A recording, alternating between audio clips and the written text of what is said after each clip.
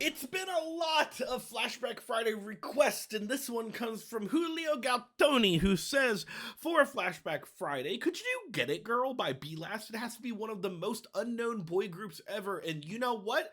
You right. I don't know who this is, so let's learn about them. It says B-Last was a 5-member boy group under King's Entertainment. They debuted in 2014 and then disbanded in 2015, so they only lasted about a year and a half, a year to 2 years, and they had anywhere between 12 and 8 members. I say that because some of them left, some of them came back, and all a bunch of different things. I don't see anyone in particular that went on to do anything else of note. There was one person who used to be Must Be, and I don't know what that is. Who is this person? I'm trying to do stuff on the fly to see if there's anything else. They're just Blockchain, B-Last, all these things that I've never seen before. Who is Juri? You anything? Nope. Like I said, I don't know anything about this group. 2014, though, is around the time I got into about BAP and that sort of thing. So very much an era of, I want to say that beastie era of angry boy. Is that the easiest way to describe it? Like beast mode dudes, shirtless muscles and alpha male sort of shit. And I don't know if this is going to be the same as that, but I do know that I'm excited because I love hearing stuff from a long time ago. So this is Get It Girl. I am Ddog, and this is Flashback Friday. Remember, comment, subscribe, all that shit. 싫지 누가 간 볼 땐 착한 척은 할게 못돼 즐겨도 돼 누가 안 볼 땐 내 숨 이런 건 내가 못해 그때 느낄 수 있어 그동안 찾고 있던 너 이제 첫 걸음을 때 슬쩍 손을 얹혀 확신이 들어 기다림은 없어 내 흑심을 솔직하게 말하고 오늘 밤에 너를 데려가려고 Very metallic sounding. Lots of garage, fucking garbage can lid type of sound in the background. And good harmonies on there.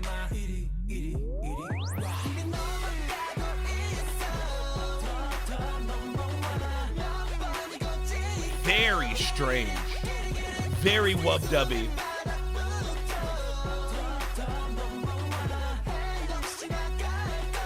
I'm unsure how I feel about that synth.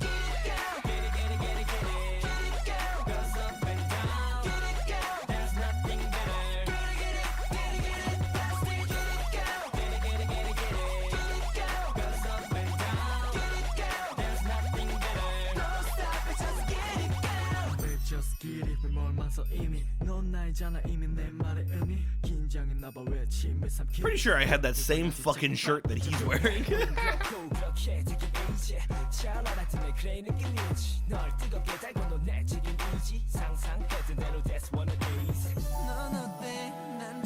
Vibe switch. Even is exacerbated by the vocals in the background there for a second. That was weird.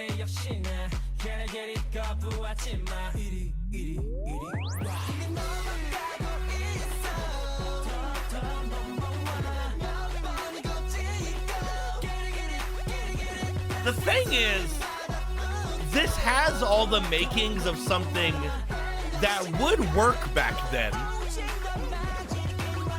I wonder why they didn't take off.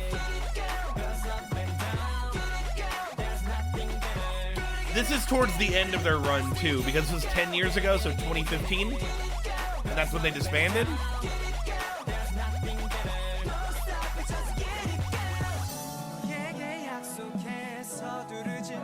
Especially, are there only 5 of them at this point? Yeah, weird. Good vocal. That's nice. I like that a lot. I think what they ran into was an oversaturation of this music. We'll talk more.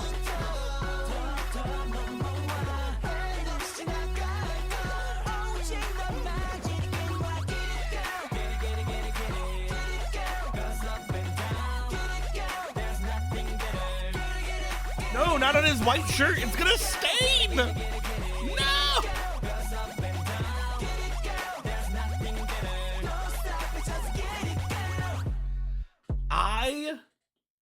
So like I said, there's a lot of makings of something good here.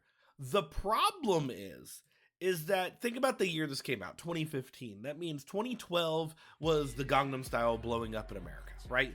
And so after that wave of Gangnam Style is when people started, from America, at least in my perspective, started really putting an eye onto K-pop to see what was happening. You started getting people on YouTube starting reacting to stuff in 2012, 2013. Like, for example, the Fantastic Babies started coming out. You've got SHINee, you've got Big Bang, you've got other songs as well that from around this time, like Infinite is blowing up at this point, BAP is blowing up at this point, maybe a little bit towards the later end of that one, but like Infinite, that's a big one. You've got the Super Juniors, you've got all this second gen K-pop that's rolling into third gen K-pop with like old EXO and that sort of stuff, to where, if that's the case, I think what ended up happening is that to be able to really cash in on the K-pop craze at that end, there was a very much an explosion of boy groups at the time. And I think the only way that your explosion of the only way that you could really stand out is if you had something to offer that was uniquely you. Like, for example, you've got Big Bang with like G-Dragon it's uniquely G-Dragon. And that's important, that like his production and him really helped rise the star of Big Bang, which was basically a fucking super group with all 5 members being fucking popular as heck. But then you also have SHINee, whose big thing was them and their fucking great, like, that shiny sound that they had, which was very them. Junghyun is the one who really established that, putting their voices together. You had Super Junior with like the cacophony of sound that they had, especially when they were moving from their very electronic dance phase to something that is a lot more less auto-tuned and stuff, because this was very much the time where they were going from electronic to not. And then on top of that, you had the explosion of the other groups like EXO, and you had BAP with those very the angry, the very BAP sound type of stuff that we had. There's a lot of groups that blew up at this time. This group reminds me of just, a lesser Infinite, I guess is the way that I'm gonna say it, like that Infinite older sound of the Chaser and that sort of thing.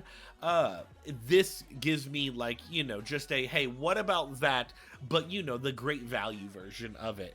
And I'm not saying that in like a mean way, I'm just saying that as this group doesn't give me something that no other group was already doing at the time.